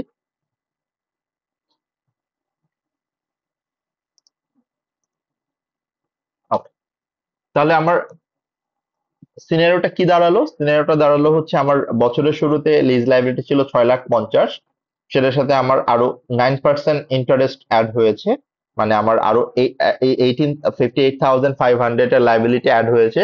on the other hand আমি প্রতি বছর তাকে পে করে দিচ্ছি 200,000। এটি পরবর্তী বছরের জন্য আমার ওপেনিং ব্যালেন্স হবে। আলটিমেটলি আমি এটি এখন টান দিয়ে যদি দেই, তাহলে আলটিমেটলি চলে আসবে। আর এটা যদি আমি এখানে জাস্ট টান দিয়ে দিই, চলে আসবে। এটা যদি আমি জাস্ট টান দিয়ে দিই, চলে আসবে। এটাও সেম, আমি জাস্ট টান দিয়ে দিলে চলে আসবে। খেয়াল করে দেখেন, আমার কিছুটা ডিফারেন্স হচ্ছে just because of maybe present value যেটা ও নিয়েছে 650,000, এই প্রেজেন্ট ভ্যালুটা হয়তো বা ডেসিমালের কোনো কম বেশি ছিল, মেবি এই কারণে, অন্য কোনো কারণ না। হ্যাঁ, সো এটারও ডিফারেন্সটা থাকবে না যদি আমরা ফুল নাম্বারটা এক্সেলে একদম ফুল ডেসিমালের পর সব নিয়ে আমরা কাজটা করি। So that is the way আমরা স্টেটমেন্ট অফ প্রফিট অর লসে কতটুকু অ্যামাউন্ট প্রেজেন্ট করব, স্টেটমেন্ট অফ ফাইন্যান্সিয়াল পজিশনে কতটুকু। সো এখান থেকে এই অ্যামাউন্টটা স্টেটমেন্ট অফ প্রফিট অর লসে চলে যাবে পার অ্যানাম ফাইন্যান্স কস্ট হিসাবে, আর আমার লাইবিলিটি হিসাবে স্টেটমেন্ট অফ ফাইন্যান্সিয়াল পজিশনে এই অ্যামাউন্টটা চলে যাবে statement of financial position. So that is how we will present. Even আমি যদি স্টেটমেন্ট অফ ফাইন্যান্সিয়াল পজিশনে আরো ব্রেকডাউনের কথা বলি, এর মধ্যে এই 354,000 হচ্ছে আমার কারেন্ট লাইবিলিটি। আমি যদি আপনাকে বলি এইভাবে, কারেন্ট লাইবিলিটি কত, এই দুটার ডিফারেন্স যেটা হচ্ছে আমার কারেন্ট লাইবিলিটি, রাইট? আর বাকিটুকু হচ্ছে আমার এই 1 বছরের পরের যে লাইবিলিটি, মানে 1 বছর পরের যেটা, সেটা হচ্ছে নন কারেন্ট লাইবিলিটি। আপনি যদি যোগ করে ফেলেন, তাও আপনি $5,08,500 এই অ্যামাউন্টটা পেয়ে যাবেন। So that's we know already classification কিভাবে করতে হয়। এই ক্লাসিফিকেশনটা দেখানোর জন্য আপনাকে অ্যাডিশনাল 1 মার্ক অথবা 2 মার্ক দিবে। Okay, so that's how we can provide accounting treatment for sale and leaseback. একটু আমাকে বলবেন কাইন্ডলি যদি কোথাও কোনো কোয়েশ্চেন্স, কনফিউশন, কোয়েরিজ থাকে আপনাদের। Sell and লিজব্যাক। ওকে, এখন আমরা একটা জিনিস ট্রাই করতে চাচ্ছিলাম, যেটা আপনাদেরকে আমি ইউজুয়ালি অলওয়েজ রেকমেন্ড করি এবং আমি নিজেও আপনাদেরকে নিয়ে দু একবার করার ট্রাই করেছি। সেটা হচ্ছে এই কোয়েশ্চেন গুলো এখন আপনি প্র্যাকটিস করবেন, মানে এই চ্যাপ্টারের কোয়েশ্চেন গুলো প্র্যাকটিস করবেন অবশ্যই প্র্যাকটিস প্ল্যাটফর্ম থেকে অথবা স্টাডি হাবের কোয়েশ্চেন্স থেকে। স্টাডি হাবটা আমার এখানে একটু টেকনিক্যালি প্রবলেম দেখাচ্ছিল বলে আমরা আসলে স্টাডি হাবের কোয়েশ্চেনটা ওপেন করতে পারছিলাম না। সো যেহেতু আমরা একটু টাইম পাচ্ছি, আমরা একটা কাজ করি, আমরা কয়েকটা কোয়েশ্চেন যতটুকু পসিবল হয় আমাদের বিপিপি এক্সাম কিট থেকে কিছু কোয়েশ্চেন্স আমরা একটু সলভ করে ফেলি। এটা খুব বেশি সময় লাগবে না, আলটিমেটলি আপনারা অলরেডি অনেকটুকু জানেন, মানে বেসিক্যালি আপনারাই আমাকে আনসারটা বলবেন, জাস্ট উই উইল কনফার্ম যে আসলে আনসারটা ঠিক আছে কিনা। সো বিপিপি এক্সাম কিট থেকে অনেকগুলা কোয়েশ্চেন আছে, আমরা এতগুলা কোয়েশ্চেন হয়তো বা আজকে পারবো না, যতটুকু পসিবল আমরা আগাবো, বাকিটুকু আপনারা, আমার রিকমেন্ডেশন থাকবে, রিকোয়েস্ট থাকবে, আপনারা বাসায় প্লিজ করবেন। সো সানডের আগে আমরা যেন এখান থেকে যদি কারো কোনো কোয়েশ্চেন্স, কনফিউশনস থাকে সেটা নিয়ে আমরা ডিসকাশন করতে পারি। সো ফার্স্ট কোয়েশ্চেন দেখেন, লিজ অ্যাকাউন্টিং থেকে আপনি ফার্স্টেই কখনোই কোয়েশ্চেনের সিনারিও করবেন না। আপনি যখনই কোনো কোয়েশ্চেন পাবেন আপনার রিকোয়ারমেন্টটা আগে পড়তে হবে। সো রিকোয়ারমেন্ট আপনি আগে পড়ে ফেলেন, রিকোয়ারমেন্ট পড়ে দেন আপনি প্ল্যান করবেন কি করবেন। What amount will appear under non-current liabilities in respect of this lease in the statement of financial position of Fellaini Company at 31st December 2006? খেয়াল করে দেখেন, আমি আপনাদেরকে একটু আগে যে কথাটা বলছিলাম যে এই ক্লাসিফিকেশনের জন্য আপনাকে মার্কস দিবে, তার মানে ও কিন্তু আপনাকে টোটাল লায়াবিলিটির কথা জিজ্ঞেস করে নাই, ও আপনাকে জিজ্ঞেস করছে কতটুকু নন কারেন্ট লায়াবিলিটি যাবে। সো তার মানে ওই যে আমরা এক্সেলে যে ক্লাসিফিকেশনটা করছিলাম সেই ক্লাসিফিকেশনটা কিন্তু এখানে আপনার দরকার হবে। সো এই জন্য আমরা কোনো পয়েন্টে আসলে মিস আউট করতে চাই না, কোনো পয়েন্টে আসলে স্কিপ করতে চাই না, বিকজ এসএসসি এর একটা বড় প্যাটার্ন হচ্ছে যে এসএসসি তে সবসময় স্পটিং করলে দেখা যায় ওই এরিয়া থেকেই কোয়েশ্চেন আসে। খুব সিম্পল একটা কোয়েশ্চেন, হয়তোবা আপনি বাসায় প্র্যাকটিস করলেই পারতেন, বাট জাস্ট স্কিপ করার জন্য হয়তোবা আপনি 2 মার্ক পাবেন না। সো এখানেও সেম একটা সিনারিও, আপনাকে আগে ক্লোজিং ভ্যালুটা বের করতে হবে অ্যাজ ইট ইজ, মানে ক্লোজিং ভ্যালু বের করার পর দেন আপনাকে বলতে হবে এইটুকুর মধ্যে কতটুকু কারেন্ট লায়াবিলিটি, কতটুকু নন কারেন্ট লায়াবিলিটি। তো আপনি দেখেন আপনার 1st January 2006 A entered into a contract for right to use asset or right to use a machine for 4-year period। ঠিক একটু আগে আমরা যে কোশ্চেনটা করছিলাম অনেকটা সিমিলার এরকম। The contract meets the definition of a lease under IFRS 16। তার মানে এখানে আপনারা থিওরিটিক্যালি ম্যাচ করার দরকার নাই এটা কি লিজ কন্ট্রাক্ট অর নট, ও বলেই দিচ্ছে যেটা আপনার lease contract. Fellaini Company paid a deposit of 700,000 on the commencement of the lease on 1st January 2006। তো এটা কিন্তু লিজ লায়াবিলিটি না, হ্যাঁ, এই $700,000 ও অলরেডি পে করে দিয়েছে। ওকে, and the present value of the future lease payments was 1871100, তার মানে 1.87 million on a commencement of the lease period। এটি কিন্তু আপনার টোটাল লিজ লায়াবিলিটি। ভালো করে দেখেন দ্য প্রেজেন্ট ভ্যালু, তার মানে আপনাকে আলটিমেটলি আর এখানে আলাদা করে present value of lease liability বের করতে হবে না, but what you need to do, you need to calculate the closing value, the closing balance. এরপরের লাইনটা দেখেন কি বলছে, the interest rate in the lease is 6%। Like আমরা ইমপ্লিসিট রেট হচ্ছে 6% ধরে কনসিডার করব। ওকে, এখন আপনি মাঝখানে আমরা একটা লাইন মনে হয় মিস করে গেছি, and a further 3 installment of 700,000 are payable annually in advance। তার মানে আপনি ভালো করে দেখেন, তার মানে ওর কিন্তু আসলে এটার উপরে মানে 700,000 পে করবে অ্যানুয়ালি, ইন অ্যাডভান্স পে করবে। সো এখানে আপনাকে কিন্তু আলটিমেটলি আর নতুন করে কোনো কিছু বের করতে হবে না, মানে আপনাকে আর ওইটা বাদ দিতে হবে না, বিকজ এটা বাদ দেওয়ার পরেই কিন্তু প্রেজেন্ট ভ্যালু বের করছে, মানে ওই কোয়েশ্চেন আর আপনি যাবেন না। সো 1871100 এইটার উপর আপনি জাস্ট ইন্টারেস্টটা অ্যাড করবেন, যেহেতু এটা অ্যাডভান্স হয়। মনে আছে আপনাদের অ্যাডভান্স হলে আমাদের ওই যে টেবিলটা কি হবে, প্রেজেন্ট ভ্যালু, এটার পর হচ্ছে আপনি আগে পেমেন্টটা বাদ দিবেন, যেটা ও বাদ দিয়েছে অলরেডি, বাদ দেওয়ার পর আপনি পাবেন হচ্ছে নেট প্রেজেন্ট ভ্যালু, যার উপর আপনি ইফেক্টিভ ইন্টারেস্ট রেটটা অ্যাড করবেন, মানে ইন্টারেস্ট রেট ইমপ্লিসিটটা আপনি অ্যাড করবেন। তাহলে এই 1871100 এটার উপর আপনি 6% যদি করেন তাহলে আপনি ক্লোজিং ব্যালেন্সটা পেয়ে যাবেন। সো আপনি এটার 6% করে ফেলেন, 1871100, এটার 6% কত হয় আপনাদের দেখেন তো ভাইয়ারা একটু।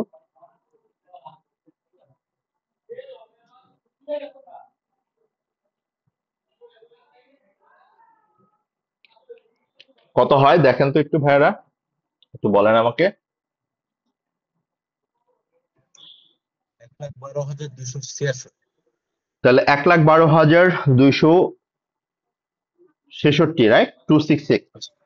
জি ওকে, তাহলে 1,12,266 এটা যদি আপনি অ্যাড করেন আপনার এই নেট প্রেজেন্ট ভ্যালুর সাথে, মানে 1871100, কত হয় তাহলে?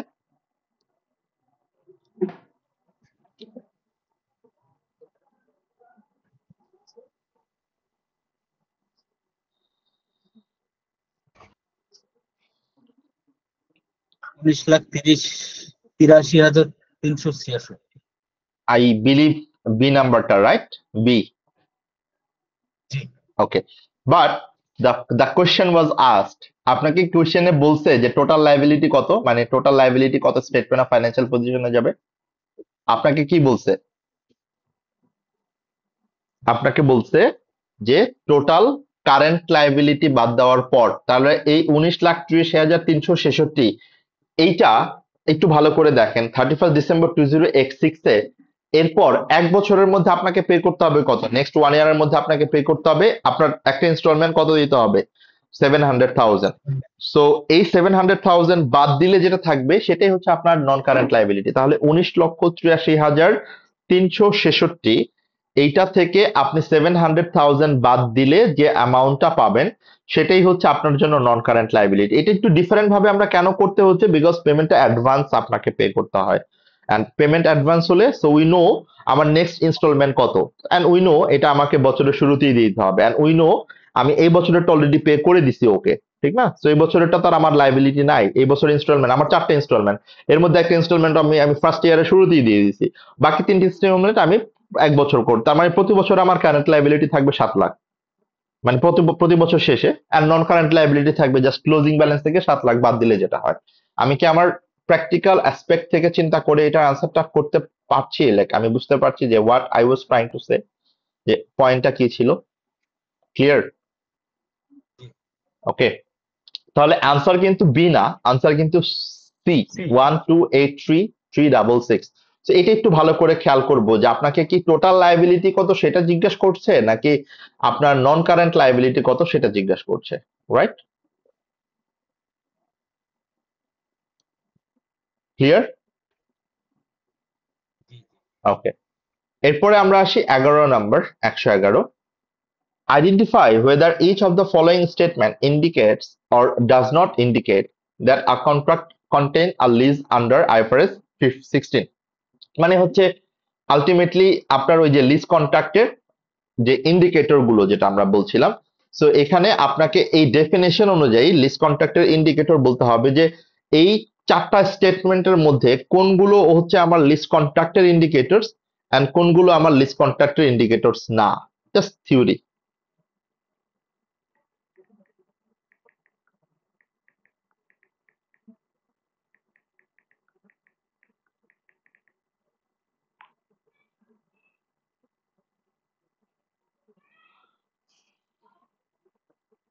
বলি আনসারটা।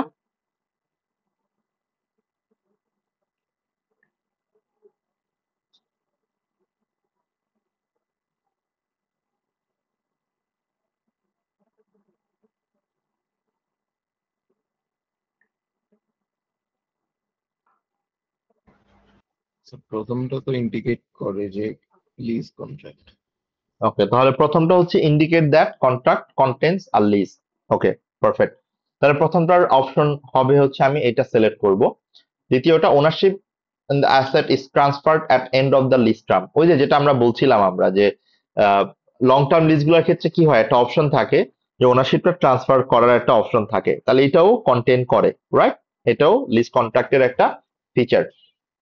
Contract relate to an identified asset, এটাও তো অফকোর্স আমি যে যে লিস্টটা নিব সেটা যদি আমার আইডেন্টিফাইড অ্যাসেট না হয়, মানে স্পেসিফিক অ্যাসেটের জন্য না হয়, সেটাও আমার জন্য আলটিমেটলি লিস্ট কন্ট্রাক্ট হবে না। সো এটা যেহেতু আইডেন্টিফাইড এর কথাই বলছে, তার মানে এ বি সি তিনটেই আসলে এটা ইন্ডিকেট করে এটা লিস্ট কন্ট্রাক্টের জন্য।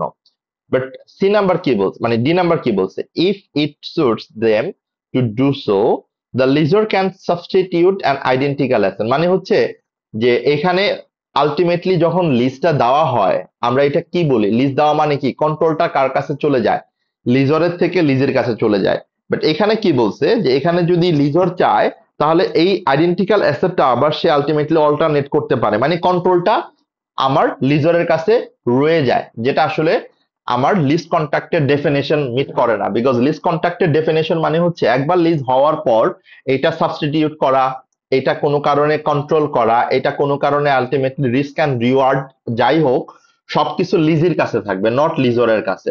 তার মানে ডি নাম্বার অপশন এটা আমার ইন্ডিকেট করে না এটা একটা lease contract, but A B C এই তিনটে ইন্ডিকেট করে এটা আমার লিস্ট কন্ট্রাক্ট। কথাটা ক্লিয়ার? জি স্যার। এই সাবস্টিটিউটের একটা এক্সাম্পল আমি দিই তাহলে আপনাদের আরেকটু ইজিয়ার হবে। সাবস্টিটিউট মানে হচ্ছে ধরেন আমি রাহাত ভাইকে 20টা লরি লিজ দিলাম 5 বছরের জন্য, তাহলে 20টা লরি যখন আমি লিজ দিছি, ভালো করে খেয়াল করে দেখেন, তাহলে এই 20টা লরির 5 বছরের রিস্ক অ্যান্ড রিওয়ার্ড এখন কার কাছে থাকবে, মানে এই লরিগুলা কার কার ওয়্যার হাউসে থাকবে, আমার কাছে থাকবে, যে লিজ নেবে। যে লিজ নিবে তার তার তার মানে অথরিটিতে থাকবে, তার কন্ট্রোলে থাকবে, ঠিক না? বাট যদি এরকম হয় যে এটা আপনি প্রতিদিন ইউজ করে এটা আবার আমার আমার ওয়্যার হাউসে আপনি দিয়ে যান, প্লাস যদি এই এই 20টা লরির মধ্যে কোন লরি মনে হয় যে আপনি আমি আপনার কাছে না দিয়ে আরেক জায়গায় দিলাম, মানে আরেক জায়গায় ভাড়া দিলাম, তখন কি কন্ট্রোল আপনার কাছে থাকলো অথবা কন্ট্রোলটা আপনার কাছে আছে, লিজের কাছে আছে? পয়েন্টটা বুঝতে পারছি? দ্যাটস কল সাবস্টিটিউট, মানে হচ্ছে লিজর চাইলে এই অ্যাসেট গুলো আবার রিপ্লেস করে হয়তো বা, মানে অ্যাসেট বলতে আমরা ওই আইডেন্টিক্যাল অ্যাসেটের কথা বলছি, যে অ্যাসেটটা সে আবার সাবস্টিটিউট করে অন্য একটা অ্যাসেট দিতে পারে। তার মানে কি আলটিমেটলি কন্ট্রোল তো লিজরের কাছেই আছে, তাহলে তার এটা লিজ কন্ট্রাক্ট না। লিজ কন্ট্রাক্টের কয়েকটা বেসিক ডেফিনেশন ছিল, একটা ডেফিনেশন ছিল এখানে আমার রাইট অফ ইউজ অ্যাসেটটা ট্রান্সফার হবে, মানে কি কন্ট্রোলটা ট্রান্সফার হবে, রিস্ক এন্ড রিওয়ার্ডটা ট্রান্সফার হবে। কিসের রিস্ক এন্ড রিওয়ার্ডটা ট্রান্সফার হবে? একটা আইডেন্টিফায়াবল অ্যাসেটের। এবং এটা কার থেকে কার কাছে ট্রান্সফার হবে? From lessor to lessee. এখানে লিজি কি করবে? একটা কনসিডারেশন পে করবে, এটা হয় মান্থলি, এটা হোক yearly, it based on the contract, যে আমরা কিভাবে এটার পেমেন্টটা হবে। অ্যান্ড দ্য লাস্ট একটা পয়েন্ট ছিল যে এইখানে লিজ পিরিয়ডটা দুই রকম হয়, এটা হচ্ছে primary lease period, secondary lease period, এবং এই প্রাইমারি লিজ পিরিয়ডের পর এটাকে এক্সটেন্ড করা যায়। And the final part, lease পিরিয়ডের পর এটা আমার যেহেতু significant portion of the asset lessee use করছে, so there is an option, there is a term to transfer the asset from lessor to lessee, মানে লিজি চাইলে এটা সে কিনে নিতে পারে, এরকম একটা অপশন তাকে দেওয়া হয়। আমি কি ক্লিয়ার করতে পারছি লিজের ডেফিনেশন কিভাবে চিন্তা করতে হবে এই কোশ্চেনটা আনসার করার জন্য? I do believe that. 112 এটা একটু দেখে ফেলেন, 112 কি বলছে।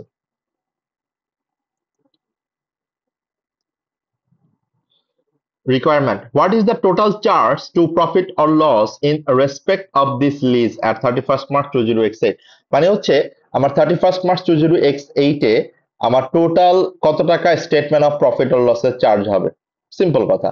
তাহলে কত টাকা স্টেটমেন্ট অফ প্রফিট অর লসে যায় আমরা কি কি জানি? আমরা জানি যে এখানে যদি কোনো ফাইন্যান্স কস্ট থাকে সেটা যায়, আমরা জানি যদি এখানে কোনো ডেপ্রিসিয়েশন থাকে আমার রাইট অফ ইউজ অ্যাসেটের সেটা যায়। সো এই পয়েন্টটা আপনাকে চিন্তা করতে হবে যে আমার এফেক্টিভ ফাইন্যান্স কস্ট কতটুকু এখানে প্রফিট আর লসে যাবে, আমার রাইট অফ ইউজ অ্যাসেটের ডেপ্রিসিয়েশন কতটুকু স্টেটমেন্ট অফ প্রফিট আর লসে যাবে, এন্ড টোটাল কত টাকা যাবে। সো এখানে আপনাকে কিন্তু টোটাল চার্জের কথা বলা হচ্ছে, এবং আপনার রিপোর্টিং ডেট হচ্ছে 31st March 20x8, এটা আপনাকে ভালো করে খেয়াল করতে হবে। So আমরা একটু কোশ্চেনটা পড়ে ফেলি। Pep Oath Company entered into a contract to acquire the right to use asset of an item a plan for period of 3 years from 1st April 2007। তার মানে হচ্ছে একদম বছরের শুরু থেকে লিজটা সে নিচ্ছে। The contract meets the definition of a lease under IFRS 16 lease। তার মানে এটা আইফআরএস 16 অনুযায়ী লিজ কন্ট্রাক্ট, এখানে আপনাকে আর কোনো মাথা ঘামাতে হবে না। The present value of future lease payment on the commencement of the lease was 15,462,000, right? অনেক টাকা। So 15.462 million. So 15.46 million, which is also an initial carrying amount of right of use. So তার মানে এটাই হচ্ছে আমার lease obligation, এটাই হচ্ছে আমার রাইট অফ ইউজ অ্যাসেট। তাহলে আমার ডাবল এন্ট্রি কি মানে কি হয়েছিল যখন আমি এটাকে রেকগনাইজ করেছিলাম? Right of use asset debit, lease obligation credit. Pave Oat Company will also make 3 rental payments of 6 million per annum, which are due to be paid in arrears on 31st March each year. তার মানে তার annual rental payment হচ্ছে 6 million, যেটা সে বছরের শেষে pay করে, এবং এইটা আপনাকে ওই যেটুকু হচ্ছে আপনার ক্লোজিং ব্যালেন্স সেটা বের করার জন্য হেল্প হবে। বাট আলটিমেটলি এখানে আপনার এটার কোনো কাজ নাই, কেননা এখানে আপনার পিএনএল এ কত টাকা চার্জ হবে সেটা আপনাকে করতে হবে। সো পিএনএল এ কত টাকা চার্জ হবে? 15,462,000, এটার উপর হচ্ছে আমার ইফেক্টিভ ইন্টারেস্ট রেট, যেটা কোশ্চেনে দেওয়া আছে। এন্ড দেন আপনার এরপরের যদি আমি বলি, ওকে, এরপরে হচ্ছে আমার যেটুকু রাইট অফ ইউজ অ্যাসেট, এই রাইট অফ ইউজ অ্যাসেটের উপর আমার যতটুকু মানে ডেপ্রিসিয়েশন চার্জ হবে সেটুকু হচ্ছে আমার যাবে। সো ইউজফুল লাইফ যেহেতু 3 ইয়ার্স, সো এই অ্যামাউন্টের উপর আমি 3 দিয়ে ডিভাইড করলে, যেহেতু আমার ইউজফুল লাইফ দেওয়া আছে, আমি স্ট্রেট লাইন মেথডেই যাব। এন্ড যেহেতু বছরের শুরুতেই লিস্টটা নেওয়া হয়েছে, সো এখানে আর প্রপোর্শন করার কোনো দরকার নাই। তার মানে আমি আলটিমেটলি চাইলে এটাকে প্রপোর্শনেট অ্যামাউন্ট যদি ধরে আলটিমেটলি যাই, সরি ফুল ইয়ার ধরে যাই, তাহলে আমার পুরোটাই প্রফিট অর লসে ডেপ্রিসিয়েশন হিসেবে চার্জ হবে। এখন আপনি আমাকে বলেন যে আলটিমেটলি এটার ক্যালকুলেশনটা কিভাবে হবে? ক্যালকুলেশনটা হবে হচ্ছে আমার ফাইন্যান্স কস্ট এই 15,462,000, এটার উপর 8% যেটা আসবে এটাই হচ্ছে আমার finance cost. Okay, and depreciation এই 15,462,000 কে আমি 3 দিয়ে ডিভাইড করলে যেটা হবে সেটাই হচ্ছে আমার ডেপ্রিসিয়েশন। সো সেটার ডেপ্রিসিয়েশনটা যদি আমি করি, অ্যামাউন্ট যেটা আসবে এইটা এবং ফাইন্যান্স কস্ট যেটা আসবে এইটা, এই দুটো অ্যাড করলে যে অ্যামাউন্টটা হবে, এই অ্যামাউন্টটাই বেসিক্যালি আমরা স্টেটমেন্ট অফ প্রফিট অর লসে চার্জ করব অ্যাজ অ্যান এক্সপেন্স। কথাটা ক্লিয়ার?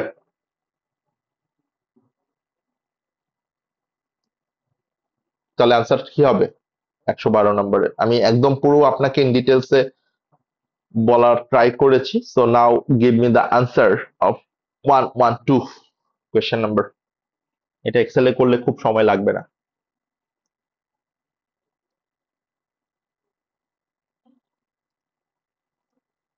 প্রেজেন্ট, আচ্ছা আমি ডাবল এন্ট্রি করে ফেলি। Right of use asset and lease liability.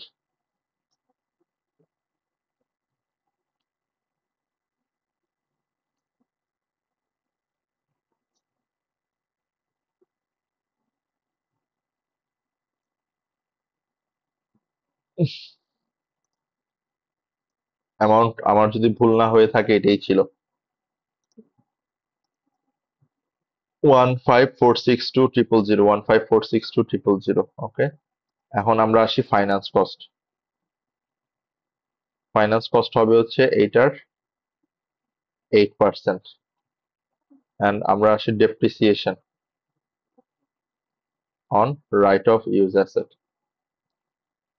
Depreciation হবে হচ্ছে এইটার divided by 3। Okay, so total আমরা যদি ভুল না করে থাকি, এই অ্যামাউন্টটা যে হচ্ছে total cost should be charged in statement of profit or loss. তাহলে টোটাল কত টাকা চার্জ হবে? 6390960। এটার অপশনটা কত হয়? এই যে অপশন হচ্ছে D. So D should be the correct answer. So this is how you will actually answer your question. So আমরা 3টা ডিফারেন্ট কোয়েশ্চেন্স করলাম। This is the last question. আসলে এটা আপনারা অটোমেটিক্যালি পারবেন, এখানে আমার আসলে খুব একটা ইনপুট দেওয়ার কিছু নাই। এরপরে বাকি যে 5-6টা কোয়েশ্চেন আছে, সো আই উড রিকমেন্ড আপনারা একটু কাইন্ডলি এই কোয়েশ্চেন গুলা করে ফেলবেন। সো এটা আপনার এই যে এই কোয়েশ্চেনটা একদম হুবহু আমরা যে কোয়েশ্চেনটা একটু আগে করছিলাম সেটারই পার্সপেক্টিভ থেকে আপনাকে লিজ কারেন্ট লায়াবিলিটি কত সেটা বের করতে হবে, এন্ড এটা থিওরিটিক্যাল। সো এটা আসলে খুব বেশি প্রবলেম হবে না। সো আই বিলিভ আপনারা করতে পারবেন। 113 নম্বর কোশ্চেনটা আপনারা আজকে জাস্ট আনসার করেন, then we are done for today. নামাজের টাইম হয়ে যাচ্ছে যেহেতু। 113 অ্যান্সারটা কি হবে একটু আমাকে বলেন। So at what amount does IFRS 16 lease require a lease to measure right of use asset? তাহলে রাইট অফ ইউজ অ্যাসেট এর আলটিমেটলি আমার ফর্মুলাটা কি? রাইট অফ ইউজ অ্যাসেট এর ফর্মুলাটা হচ্ছে আমার লিজ লায়াবিলিটি, সেটার সাথে যদি আমার কোনো ডাইরেক্ট কস্ট থাকে সেটা আমি অ্যাড করব, রাইট? অ্যান্ড আলটিমেটলি আমার এখানে অন্য যদি কোনো আলটিমেটলি কস্ট থাকে আর যদি আমার অ্যাডভান্স হিসেবে কোনো টাকা পেয়ে থাকি সেটাও আমি অ্যাড করব। ওকে, সো এই অপশন অনুযায়ী কোনটা হয়? নাম্বার এ যদি দেখি, lease liability plus other direct cost plus incentive receipt.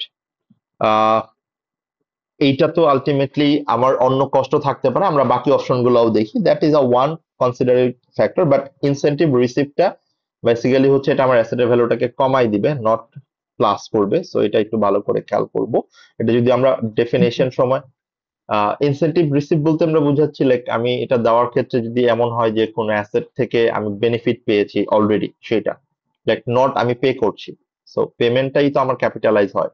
So এটা বেসিক্যালি আমরা মাইনাস করবো যদি এমন কোনো কমিশন অথবা ইনসেন্টিভ আমি পেয়ে যাই অ্যাসেটের, সে কোন একটা অ্যাসেটের আমি অলরেডি হচ্ছে কোন একটা বেনিফিট পেয়ে গেছি, সেটা আমি ক্যাপিটালাইজ করতে পারবো না। Number B, lease liability minus other direct cost. Other direct cost কখনোই মাইনাস হবে না।